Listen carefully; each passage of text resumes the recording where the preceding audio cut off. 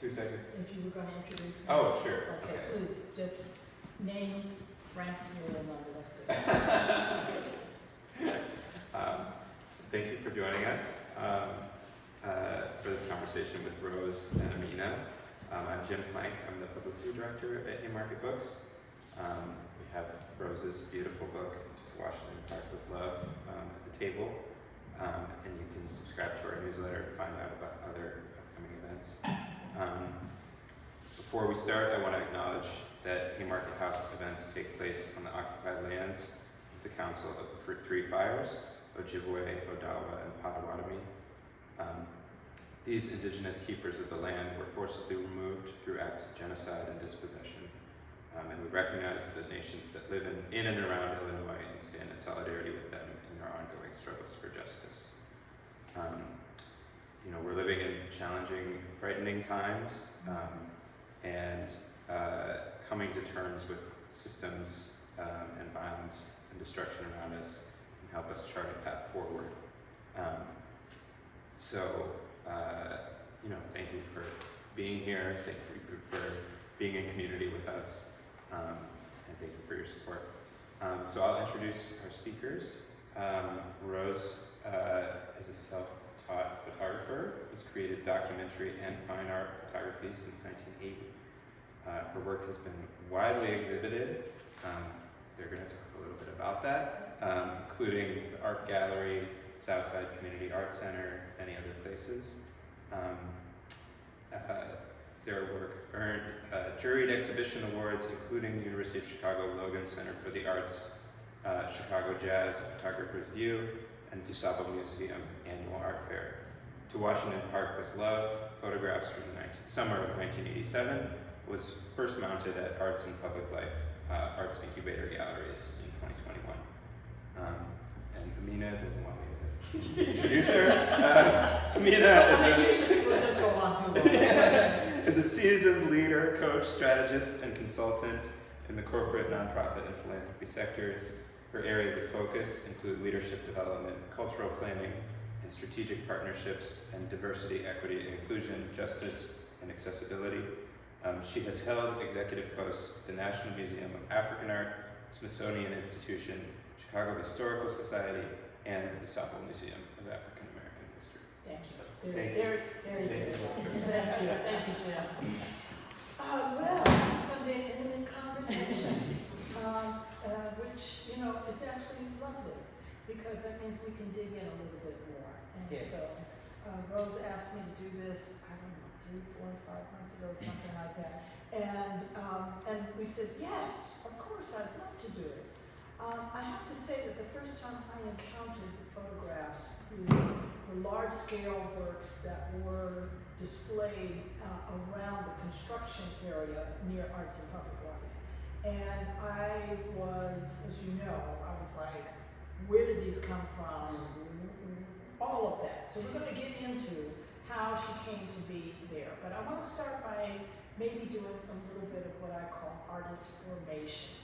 And I want to ask you about what made you pick up the camera, and who were your influences as you were teaching yourself how to take these photographs.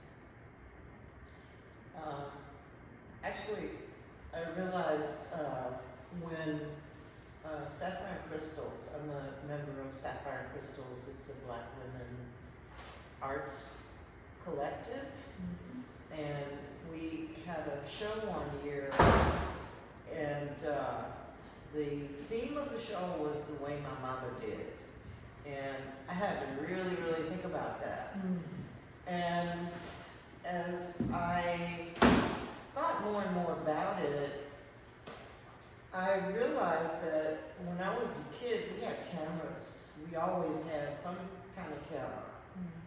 From little round cameras to the old 35mm movie cameras that you had to wind it to make it run. And when you say we, are you talking about generally or in your household? In generally, Okay. but yeah, in my household, we always had cameras. And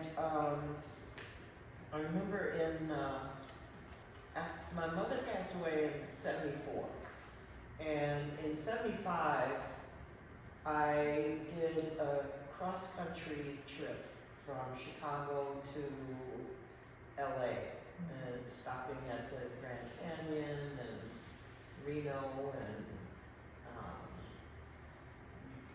LA, San Francisco. Anyway, I asked a friend if I could borrow her 35mm camera.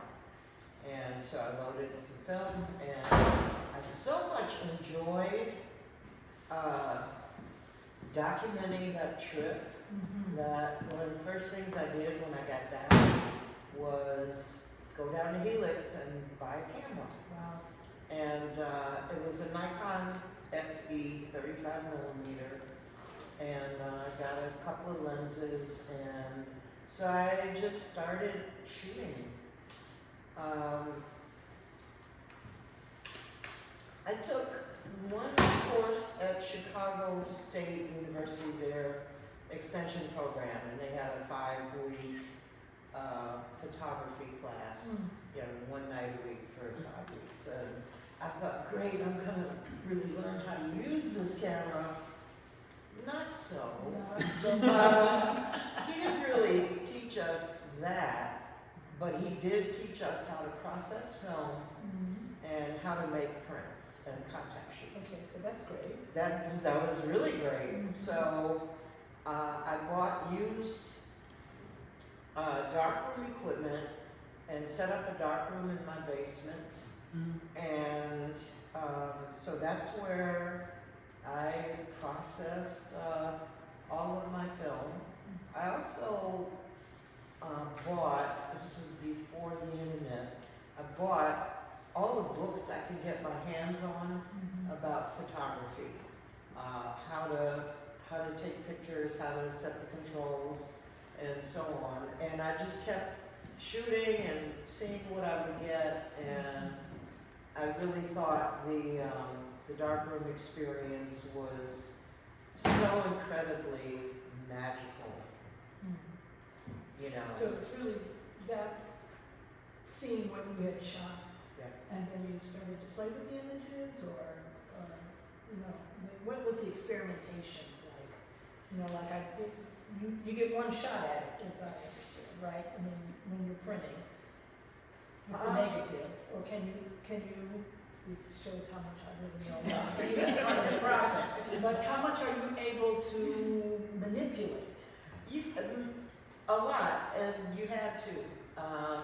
So, for example, I might use the wrong contrast filter and have too much contrast or not enough, or I wouldn't set the aperture right on the enlarger. You know, I had to learn all of that, you know, kind of step by step. I'm curious about, were there other photographers, certainly there are other photographers, but was any of that work available to you, or did you take inspiration from other work that was done by black photographers at the time? Oh, absolutely. I mean, you know, some of the people I looked up to were, of course, Gordon, of course, DeCarava,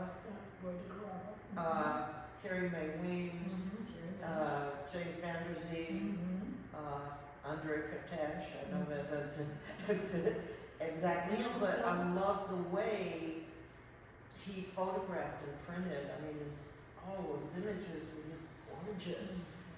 And, you know, lots of other people that I could name, but I was very into, you know, looking at photography books and reading what I could, and just experimenting, doing it over and over again. And I used to have the camera in my car, and I'd drive down the street, and I would take pictures from my car window, and sometimes I would see something. I saw a bunch of old men sitting on a bench, along Garfield. Mm-hmm. And I actually drove around the block so I could come back around That's great. and get them from the back, and you see them, and you see their, you know, boots and their old shoes, and, you know, it was great. Mm-hmm. I also took a photograph of a church, one of those storefront churches, and this man was just about to walk in. The doorway was partly open, and it was a beautiful picture. But I think it was in 1980. I submitted it to Black Creativity. For those of you who don't know, Black Creativity is the annual art exhibition that is sponsored at the Museum of Science and Industry. It's going in, I think they're over 25 years old. So, you know, this was very early in it, but it was a juried show. And so to be juried into the exhibition was really very significant. Right, and back then you had to submit pictures because, you know, there wasn't online submission. None of the digital stuff, right? But I got in. Not only did I get in, I got an honorable mention. And I was just blown away, you know, and thought, well, maybe I am a photographer, you know? You know, there's just one other thing, because I want to get into the images, Yeah. and I want to be mindful of time. But I used to see Rose at various events, okay? All of a sudden there'd be something happening in the park. We're going to talk about the park, but, you know, social events, political events, people gathering at the museum, whatever. And she was always there with her camera, very sort of quiet and understated, but shooting like a madman throughout. But you were the only woman. Come on. There was Bill Wallace, there was Patrick, there was, oh God, Same stack. same staff. Yes. So what was that like for you as a Black female photographer with all the guys, right? And did the guys embrace you? Were they helpful? Or just what was that like navigating? I want to hear it. 45 years. The photo boys are still photo boys. Yeah. What is it? Interested minds want to know. Yes. I'm glad. Actually, I was just focused on doing what I was there to do. Mm-hmm. And, you know, it didn't so much bother me. There were a few guys that I was friendly with. So, Oniqua, Bill Wallace, you know, I would talk to him a lot. Reg Patrick was another brother on the scene, and we were actually really good friends. He used to come over and hang out with me in the dark room, and, you know, I would show him these different processes that I was trying to work on. And so I got along with them, but I didn't join groups. I was just out to do my thing. So the fact that I was one woman out of, you know, mostly all these men, I didn't care. And that really showed up in the way that you just were like not conscious, that you never carried that in any heavy way. But I always was curious about, like, you're all the guys and then there's Rose, okay? And so I just wanted to call out that you were a pioneer in that way. That you just did not, you know, you didn't have anybody open the path for you, and you sort of made your own. Yeah.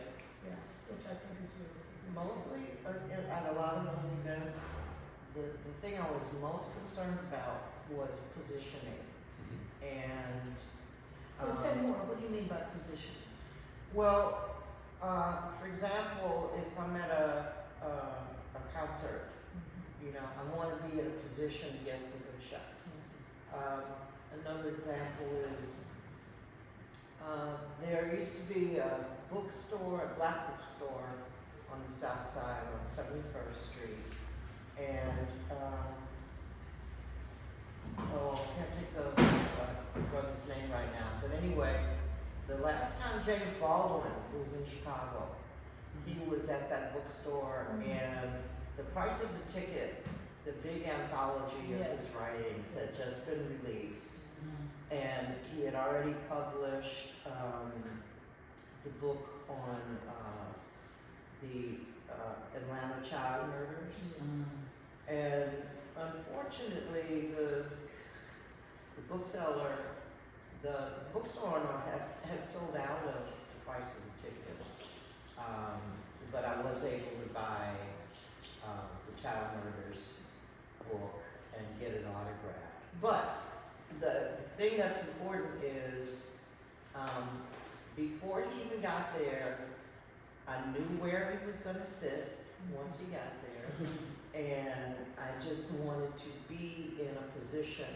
where I could get some great shots of James Baldwin, and I had a better spot than any of the other photographers who were there. There weren't many, but to this day, I have a collage of about 5, 6 different poses of different images of Baldwin. He wasn't posing, but he looks different in every single shot. So that's what I was concerned about, you know, checking my camera controls and settings and, you know, wanting to be in the right spot to get what I wanted to get in terms of shooting. Okay. So we're going to start looking at some images now together. We're going to come back to this one, which is one of my favorite. It hangs in my house now. But we're going to start by really talking about Washington Park and these images. As I said, I first encountered them large scale around the construction zone. Actually, I'm going to begin with the nature shot, right? Because I want to talk a little bit about that park. And one of the things that I realized is the one maybe after one or before? No. Well, we'll stay with this one. What is it? It should have been the first one. Yeah, it should have been the first one. No, it's a landscape. It's the guy out there Grilling. grilling. There's him in the lagoon. Yeah. It might have. Maybe it disappeared. Okay, so, but I want to talk about just the park itself. Now, at one point, Washington Park had a race course, a horse racing. Horse track. Thank you, a track. And that was long gone by the time I came to Chicago in '85. Although there was a black club, and they're mostly guys, but they all had horses. Yes. And they would bring them to the park and regularly ride through the park. Right, and they still do that to this day. They'll ride down Lakeshore Drive. Every now and then you'll see them on 71st Street with the horse. And you may recall a few years ago the guy who was going down the highway with his horse in protest. Yeah, people were protesting him. Okay, I wanted to start with this image. Thank you for finding it. Because this one, it seems to me,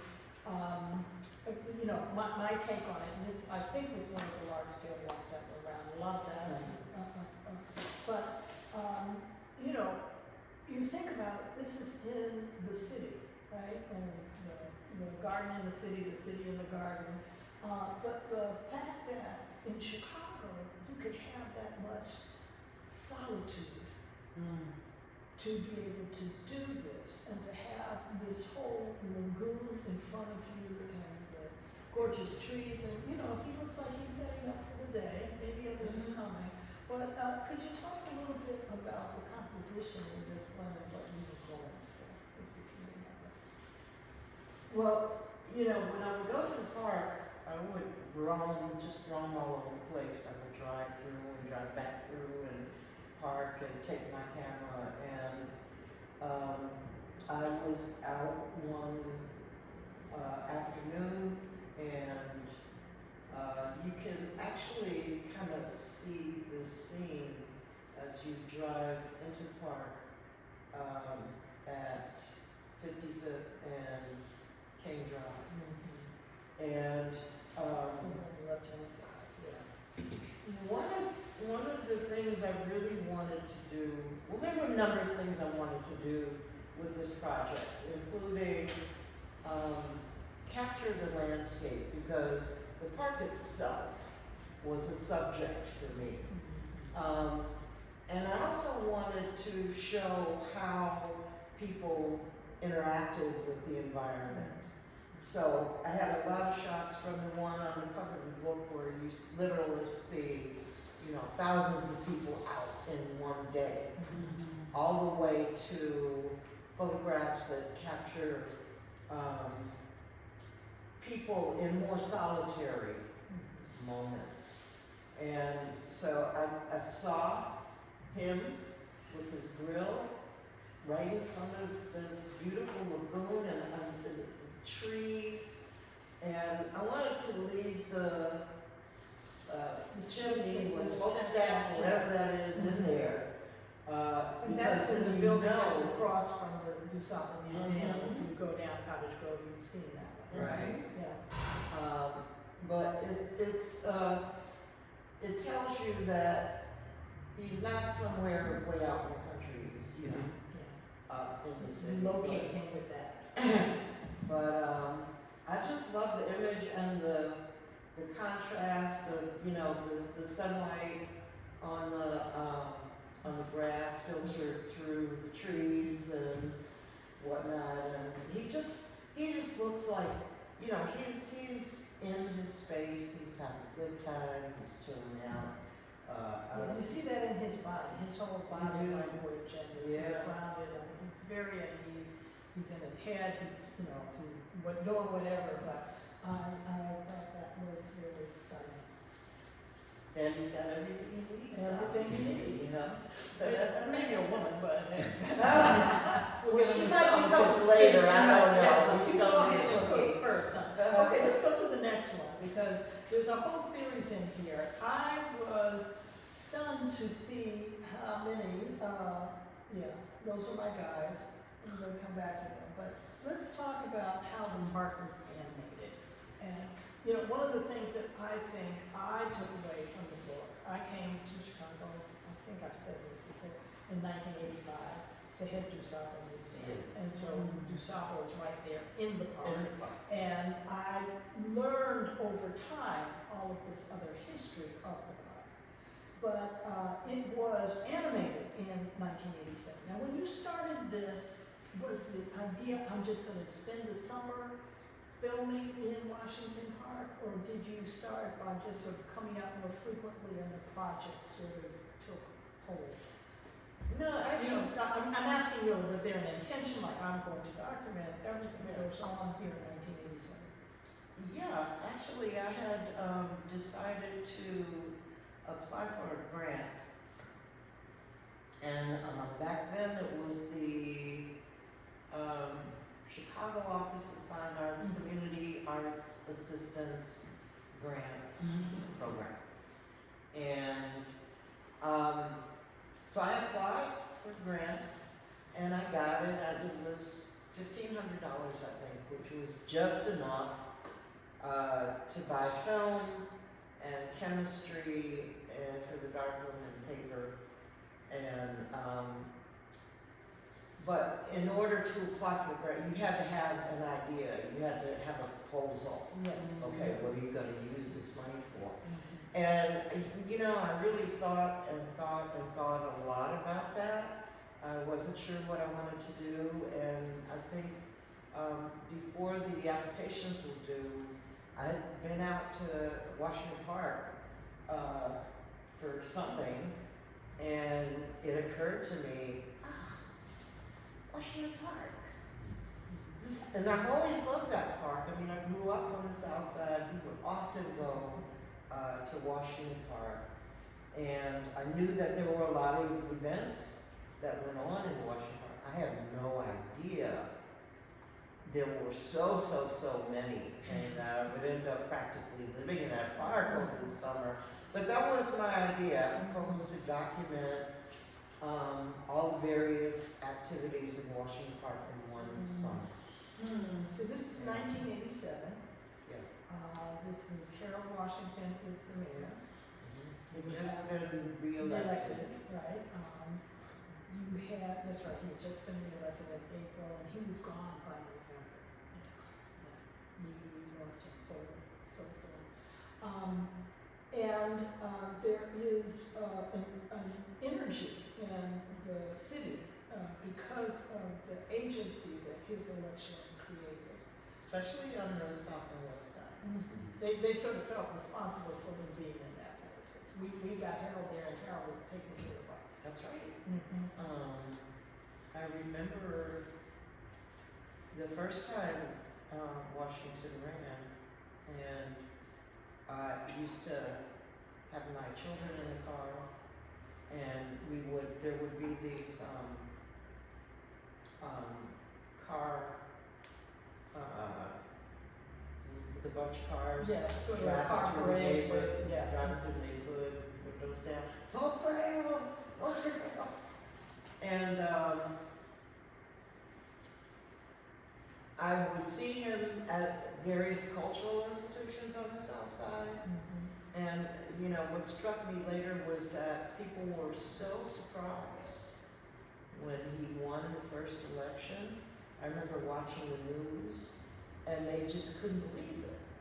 The reason being that they never covered the black community to know what was going on in the black community, how much support he had in the black community, and he was always certainly more articulate than any of the people he was running against. But that was a historic moment because it let the Chicago media know that, oh, you don't have enough people from those communities on your staff as photojournalists, as journalists, so you don't know what's going on. And so that was really great. Right. People like, you know, John White got hired at the Sun-Times, and, you know, Sangstack, of course, was doing the Chicago Defender. Right. You had Citizen News, you had, you know, all of these other smaller papers that were out. Right, and you had a lot of people who were freelancing to the major media and so on. But people, you could really sense that kind of jubilation. In fact, we began to call it Harold Washington Park instead of Washington. what it was named for. Yes. But there was really an incredible sense of jubilance, empowerment, Yes. you know, a sense of almost ownership of the park. Yes. And people really took advantage of it that summer. Mhm. Yeah. So this, I believe, is a Bud Billiken shot. Yes. And the terminus of that parade, which is the oldest and largest black parade in the country, Yeah. continuously, right? And celebrating what, the 75th anniversary or something? It's in I think 97. it's- They're up there. It's been happening, I think, since the 1930s. Yes. Yeah. So the fictional god of school, you know, it was a back to school celebration for all the newspaper boys that used to sell the Chicago Defender newspaper, and then it became much bigger, and today it still goes on. But this is at the terminus. You know, you come down King Drive starting at 35th Street, Yeah. and you come down King Drive, and you come right into the park and dump out right at Washington Park and DuSable Museum. Yeah. That's where it all. So this is really watching the parade. And if you go to the next slide, we'll see a few other things. This is a major event. People come from outside of Chicago to witness the Bud Billiken parade. And there are certain traditions. The South Side Drill Team, now if you saw them today, you know, this is 87, so they're very understated here. Right? You know, and there's another shot that is in the book that has them with the fake rifles that they spin and do all of that. But the sound showed the drill team and color guard. I mean, it was such a sense of pride to be able to march in the Bud Milligan Parade. And so your people would be along the line, you know, the sidelines to scream and yell. People are out there. It's a mini parade. Yeah. But you're staking your space out on King Drive somewhere around 5:30, 6 a.m. So that you can really see what's going to happen. Doesn't kick off until 10, 9:30 or 10 or something like that. But you can see that the park is already animated. And I just want you to take a look at, I want to invite people to look at the faces of these kids marching. Because there's something about their bearing that seems to be, I don't know, or maybe one is looking a little fatigued because it's a long walk. He's been carrying this thing. But there seems to be a kind of sense of self-awareness that I think the kids are showing here. So what did you see to make you take this shot? I want you to remember back to you know exactly what you thought in 1986. Like, here's my shot. Well, you know, I mean, as a documentary photographer, it's mentally and visually intense work because you have to really be observant. You have to really be looking around. And you have to see what's going on. And you have to have, it's sort of like you're shooting not so much from your head as from your heart. So you see an image of, you know, children who were, and they were every year, they were a big part of the Bud Milligan Parade. But you see them with determination, with seriousness, and intention. And I love that. And you know, part of it was I wanted to capture Black people in ways that were never shown in the media. It used to be whenever you saw Black people in the media was because, you know, they were gangbangers, they were thieves, criminals, robbers, you know, in negative light all the time. And I wanted to capture a different sense of this population, and it really, you see it throughout the book. Yes, you do. That, you know, We can go to the next one while we're doing this, and you keep talking, because you'll see this. Yes. the children are so precious. And there are several pictures in the book with young Black men who are just having a good time, being themselves. Everybody felt safe enough out there to just chill out, be who they were, have a good time, commune with their community in a natural setting. And this image is from The art fair? Chicagoan Art Fair. They would have an art fair every year. And this is Richard Boyajian. And He's an institution. he was. He was. On 53rd Street, he had a shop, and he had merchandise from literally all over the world. And he was a big supporter of UNICEF. And every year during the holidays, he would donate some of a percentage of his sales to UNICEF. He moved to, I forget where he moved to, but the last I talked to him, he was moving to be with family, and he closed up the shop, or somebody else bought it. but Somebody it was else bought it. Never really Mhm. Richard's shop, and I just wanted to capture him because, like you say, He was an institution. it was an institution. I was Next slide, yes. And you know, the art fair, so you have this sort of sequence of events that start in June. And July was the art fair, and then the last thing that happens in the summer would be the Bud Billiken Parade. The Bud Billiken Yeah. Parade. And in between that now, we started to see corporations starting to put some money into presenting music on the South Side and festivals in Washington Park that people would come to.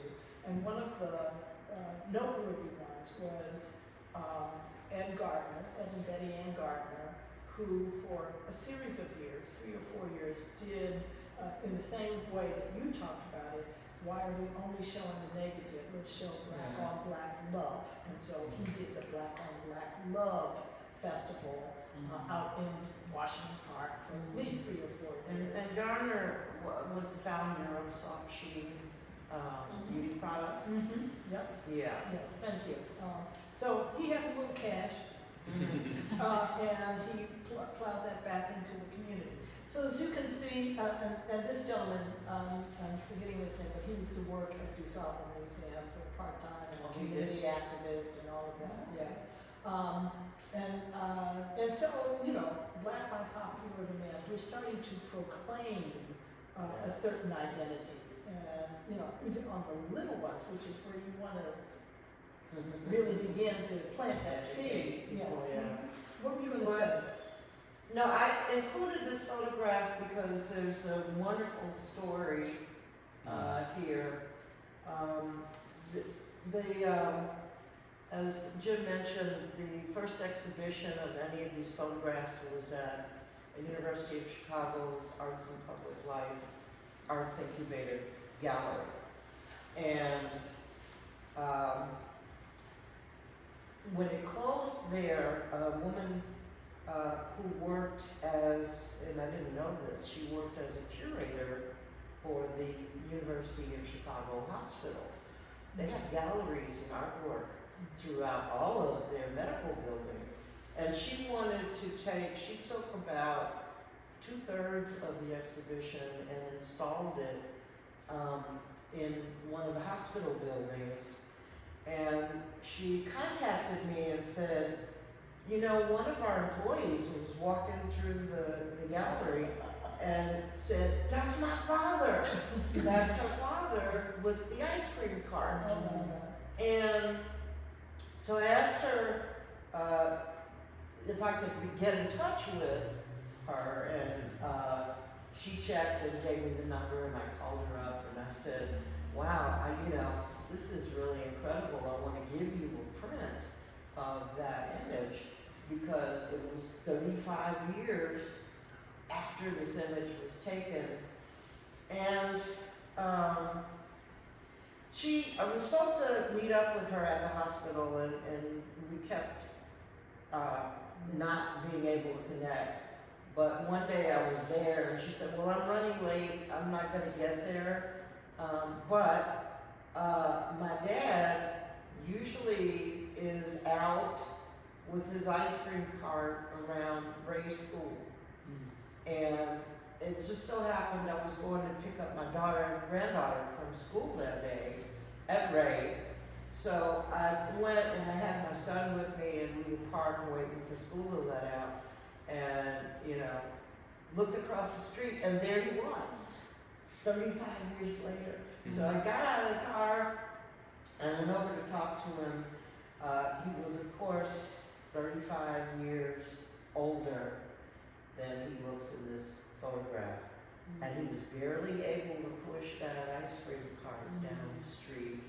And he told me the story. I gave him a 16 by 20 print of this image. And he told me his dream was to open an ice cream shop. And he alleged, he can't verify, that it was all the city's fault that he never got to do that because they were always harassing him because he didn't have a vendor's license. But here he was 35 years later, Still without a vendor's license. Still selling. Still selling ice cream. But it wasn't, it was a push cart when I met him. But it was a bicycle. Bicycle. Cart, yeah. Let's So- move on. I want to move on because there's some other Sure. images we want to get to. The Women's Board, and of course, the Saba Museum centered there. They were also a big part of both the art fair. They would have a lot of events taking place during Bud Billiken, inviting Yeah. people into the museum. And so, the Saba Museum founded in the home of Margaret Burroughs, 6 co-founders actually helped to create the museum. And the fact that they picked Park District building in Washington Park, which was a former police lockup, but got converted to the museum. And so, all of the sort of accoutrement of how you build an institution were things that were still being put in place when I came. But the Women's Board was very important, and I just loved her hat. Yep. Okay, that to me was that was the authentic Women's Board member. And that is probably your, Sunday going to church hat. Mhm. But this was a special occasion. Yes, it so was, it that was. was It something puts me in else. mind of Fannie Lou Hamer with her purse. Yeah, And of course, yeah, yeah. Rebecca Franklin, who never went on stage without her purse coming with her. Next slide. Now, when I came to this picture in the book, I had to stop. And I know that there are so many people, this picture and the next picture, again, showing the range of things that happened in the park kind of spontaneously. You have to tell the story about jumping out and with the camera, etc. But this is Joan Gray. Joan passed away 2 years ago. But Joan was one of the longest serving executive directors of Montu African Dance Theater in Chicago. She was a cultural leader here in Chicago for so many, many different reasons. And to see this young Joan, we were all slim then, Joan. But the look of ecstasy on her face on this wedding day. I would love for her daughter to also get to see this photograph. But this is really quite special. And if we go to the next one, this is another icon in the cultural community. So the surprise for me in the book is opening it and seeing all of these people that I know in the book because of their experience in Washington Park. That's Amina Brown dancing. Amina Joan Brown, who was the founder, creator, executive director, again, a cultural icon on the South Side and in the city of Chicago, who founded ETA Creative Arts Theater, which was founded as the Ebony Theater, but became ETA, right, at time. I think they got sued. They They couldn't use did the this, name. yes. And some drummers are all around. This was another institution in Chicago for many, many years. On the right, Baba Atiba and his brother. These were the drummers that were there for everything. From Montu, in the parks in the summer, they would just create a huge drumming circle around. So bringing that part of it to life in the book. And also, I think I like it because it shows, every culture has its traditions, wedding traditions, for example.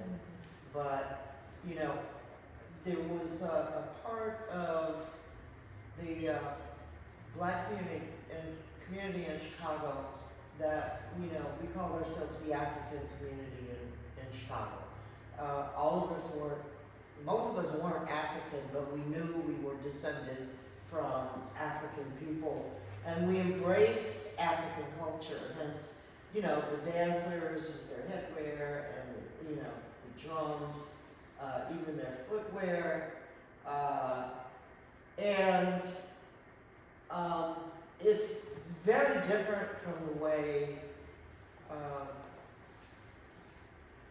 white people have wedding ceremonies, although that's changing as the times are changing. I mean, people are being more inventive and creative about how do I really want to, celebrate this, what would be a sacred moment. And that's including for birth, for death, transition, and so on.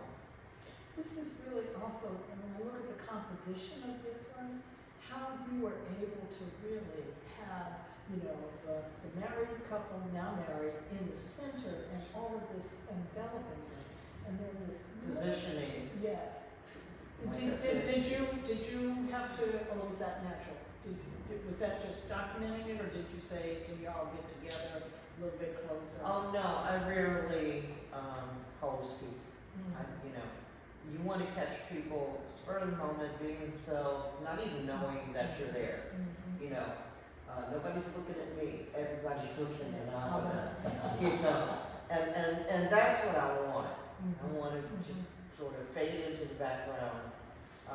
For those of you who don't know, that's the DuSable Museum building behind, so this was on Yeah. the grounds, not inside, but you just, again, I'm gonna get married in the park, so I'm just gonna Yeah.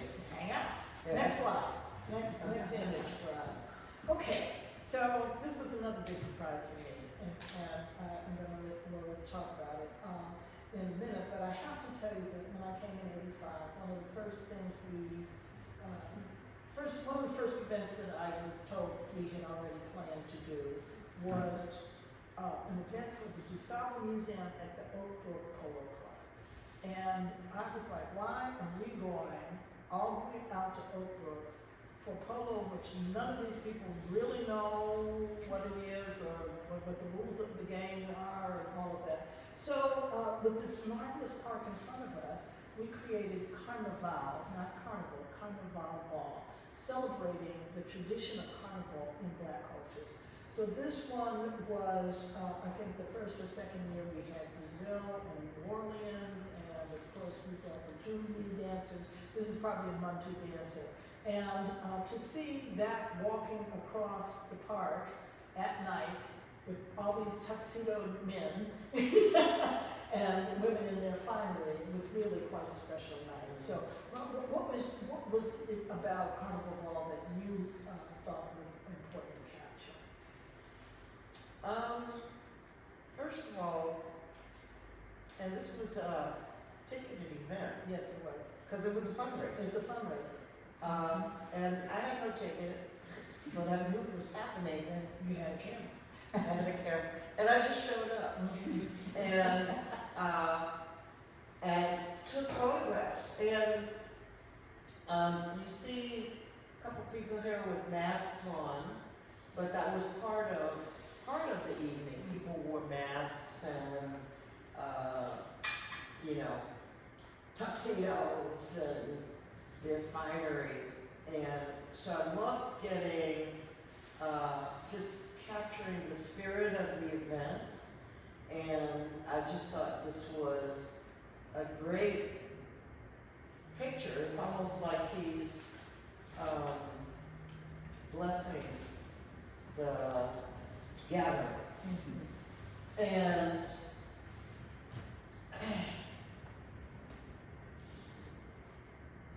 it's, you know, the perspective is kind of, because in the photograph he looks way taller than he is. I mean, he's just like gigantic. He looks like he's 20 feet high. Right. But and so I love the perspective that I got when I got this photograph.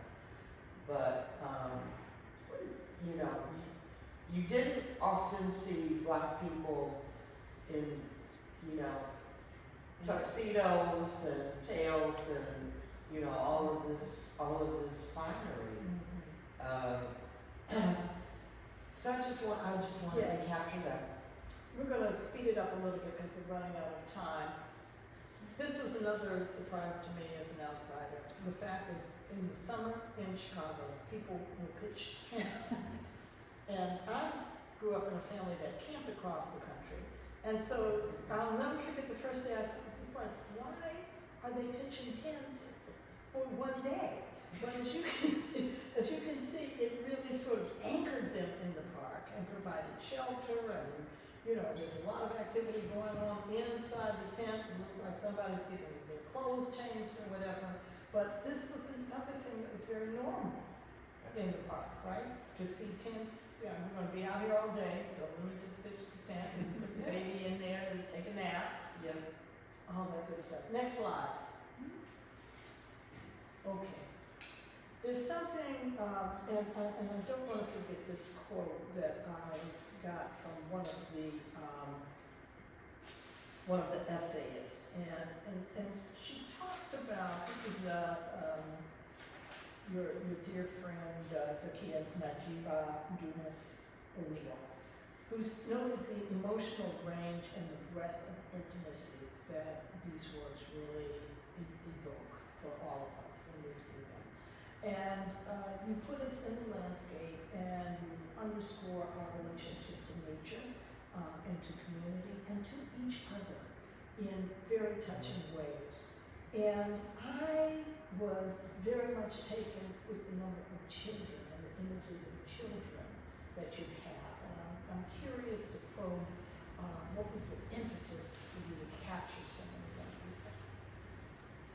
Well, I had young people. There's a photograph in the book of two kids. In fact, it's photographed right at the beginning of the section on children and families. And the two kids in that photograph are my son and daughter. Here's my daughter. If she were up here, she could tell you all about being in that park all summer, you know. And she was about 10. She was about 10, and her brother was 8 or 9. But and my children went to 8 and 6, she says, with the 8. Oh. That's all right, Mom. It's okay. That's why you have Well, children. you were born in 77. Yeah. So in 87, you would have been 10. Or 9. I'm being 85, sorry. Never mind. Okay, anyway. No, anyway. And she's saying, I don't know how old my children were. Both of my children went to an alternative Afrocentric school that was called the Institute of Positive Education, New Concept Development Center. It only went through 3rd grade, but it was founded by Haki and Safisha Malabudi, who not only founded the school, but founded Third World Press. And being an Afrocentric school, you know, they wanted to teach Afrocentric values. So the kids had to call their teachers Mama Safisha, Mama Shalewa, or Baba Larry. Anyway, so the whole idea was to have treat our children like people, not like, you know, like people, not like kids who don't know anything or, you know. Anyway, there were so many families and so many children out there, and I just really wanted to capture the children, the young men and women, and I was lucky to get lots of photographs of fathers with their children. Yes. And being loving, caring fathers, which is something else you didn't see a lot of in the media. Let's go to the next one, because these are really wonderful in the way that they, you know, they portray a different story than what we always saw about the absentee black father, etc. It's very caring and loving, and you get that in the book and in these images so much. Next slide. So this gives you a sense of gathering and movement and the expanse of the park. And I wanted to ask you about your sense of how landscape and people come together in Washington Park and in these images. And then I want you to tell the story about why we're just seeing those in 2025, 2021, 22, 23, when they finally came out. These were gone for 50 years, for 30 years. And so I want you to tell that story as well. But could you talk a little bit about what you were trying to capture in blending, you know, both landscape, people and activity in a shop like this? Well, again, it was just seeing community come together.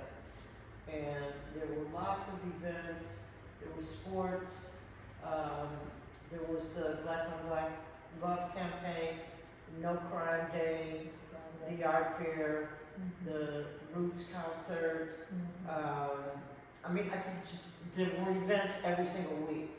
And so it wasn't unusual for that summer for the park to be, you know, full of people like this. But again, as I said at the beginning, the park itself was a subject for me.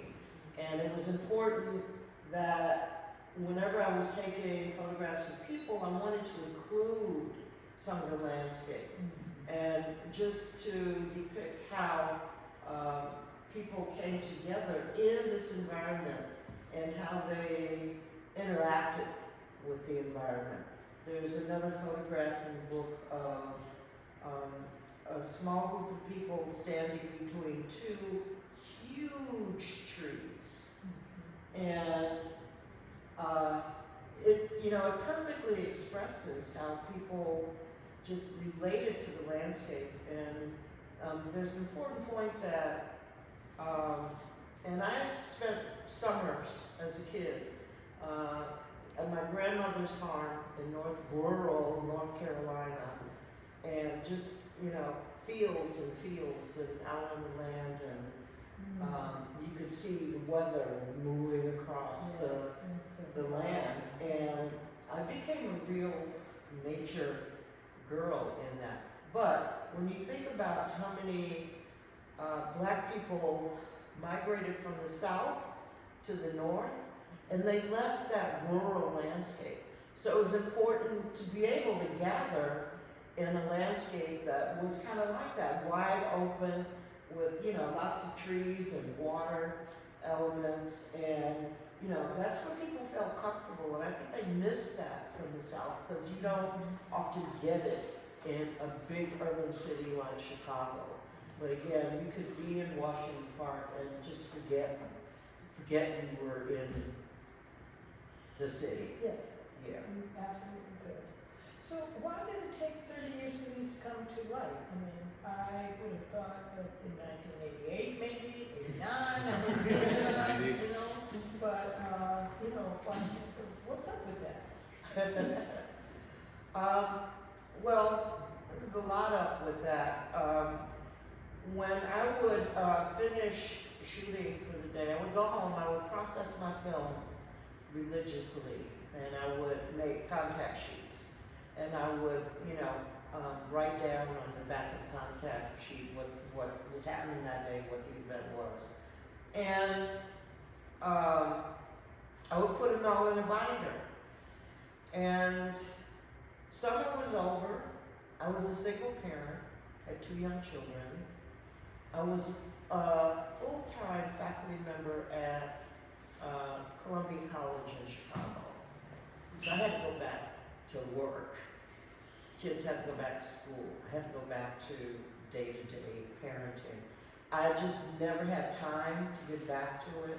And of course, I kept shooting, but I never really had a lot of time to do anything except on semester break or, Christmas break or in the summer.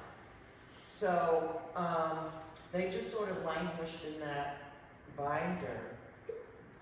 Never even really printed any of the photos. I just printed contact sheets. So I retired from Columbia in 2013 and enjoyed retirement for 3-4 years, just sitting around, not having any obligations, not having any grade papers, or create syllabi and so on. Anyway, by 2019, and I always knew I wanted to come back to this project because I shot a lot of film. I had almost 3,000 images from that one summer. So in 2019, I decided to go back to it. I wrote a grant proposal to DCASE for an artist grant. So DCASE is the updated name of the Office of Fine Arts that gave you the first grant in 1500.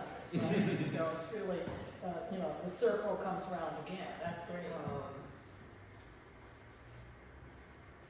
Department of Cultural Affairs and Special Events.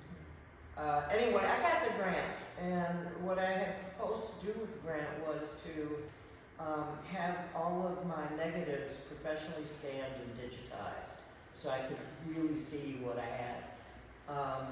And I spent summer. I went to visit my son in Australia in January, and I took all of my contact sheets and spent 3 weeks over there going through every single, you know, looking at what I had, what I wanted to scan. Anyway, I was able to get the negative scanned finally in 2019, had digital images that I could work with, spent at least a year editing and seeing what I had. And in and I always knew I wanted to create an exhibition of the work. But in the meantime, University of Chicago was going to build an arts lawn on what is known as the Arts Block, which is on 55th between Prairie and King Drive. They have a theater, performing arts center there now. That's right there with the subway. That's what Right. elevated train. A gallery, and so they wanted to build an arts block, an arts lawn, and they were going to put a construction fence along 55th while they were doing the construction, which was supposed to take a year, but ended up, I think, taking 2 years. And they put out a call for artists to submit work to go. They were going to print it on work on banners and hang the banners on the construction fence.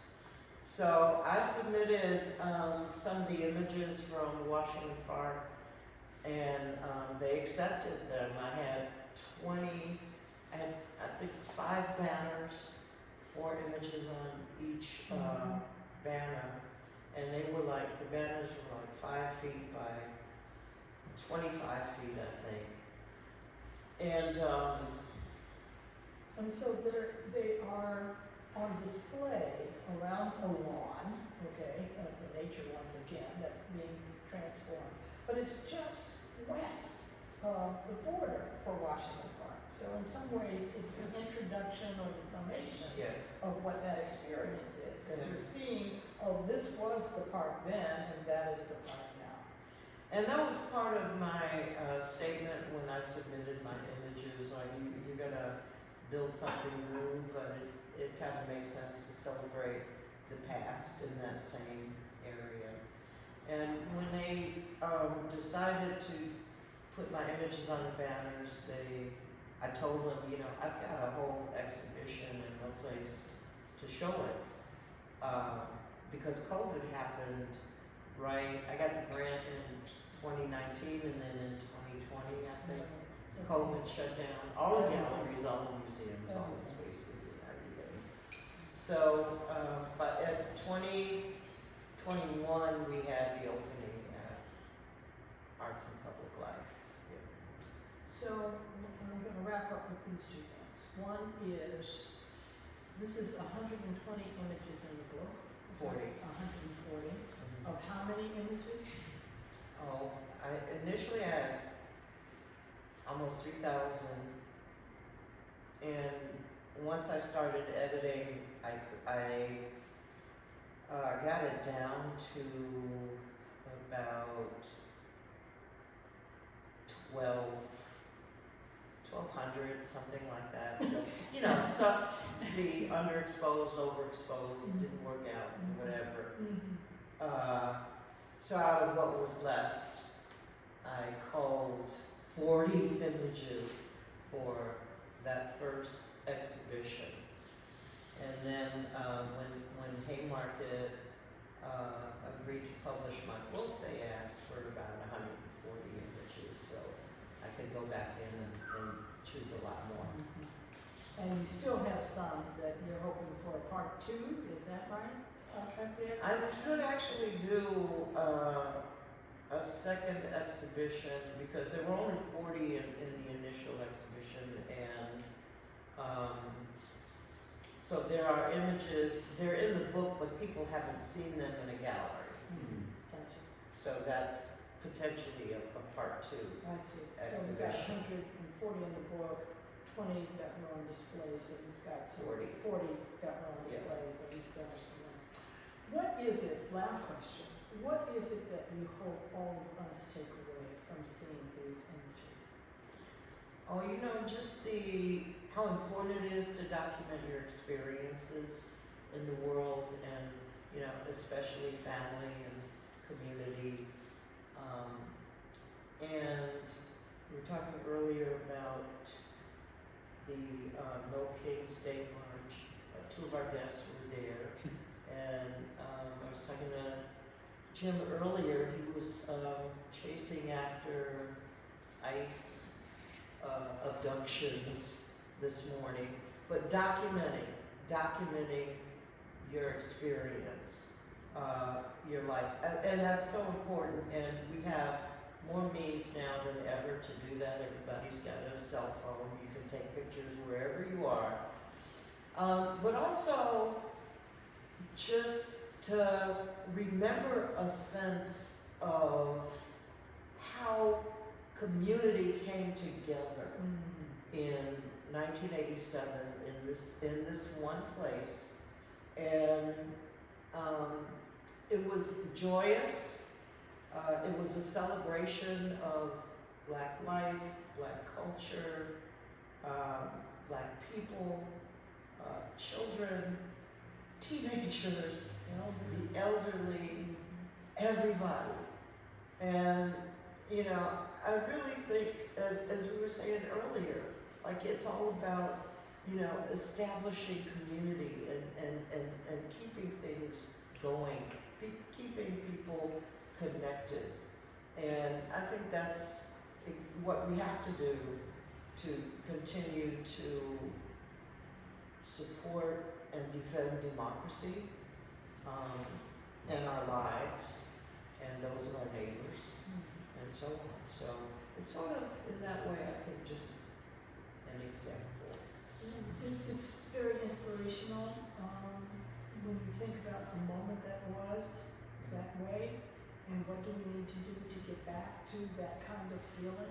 There's a vibrancy, there's a life, there's an energy, and there's something also, and I think Zacchaeus said this as well, there's a kind of spiritual way that people and land and events and all of that have come together in these photographs. So It's a nurturing environment, yeah, for sure. we didn't get to see them for a long time, but we are so very grateful that at last we do get to see them. And I want to say to Haymarket, thank you, because it means I can take them home. So with that, I want to thank all of you for coming and for being a part of today. And Me too, thank you. I think a round of applause for Rose. And I think there's still some little cheese and Snacks crackers and in the things, back, yeah. snacks in the back if you Yeah. like. And Rose is available to sign books. Yes. It's a good time to start your holiday shopping. All right, thank you all for coming, really. I so Yeah, appreciate it. thank you. Thank you. Hi. I'm We Rose didn't get any Blouin. questions and answers. I know, because I got questions if you don't Well, mind. I Oh, yeah? think that would be great to do over cheese and crackers. Yeah. We can bring some cheese and crackers in here, and you can start asking your questions. Yeah. That's awesome, thank you. Hey, Hey, my name is Rosandini, how are y'all? good. That's awesome. You came through the door and we just felt the energy You shift did? in the room. It's like, I'm glad you did. thank you. Floyd Webb said hello, do you know him? Floyd. Floyd Webb? Oh, yeah, Floyd. I know Floyd Webb. That's my, I've been reading his writings of yeah, late. on his Substack. Yeah. I met him, so you know about photocell and all that. Did you use photocell back in the day? He said, So, thank you all for Thank coming. you for having us. Wonderful. Great conversation. Thank you. That's okay. But yeah, I'm not Zambia. I actually go by Rose too. I'm running Chicago the dark room Chicago. I'm running the dark room in Tulip Park right now. Oh, great. Yeah. Okay. And everything like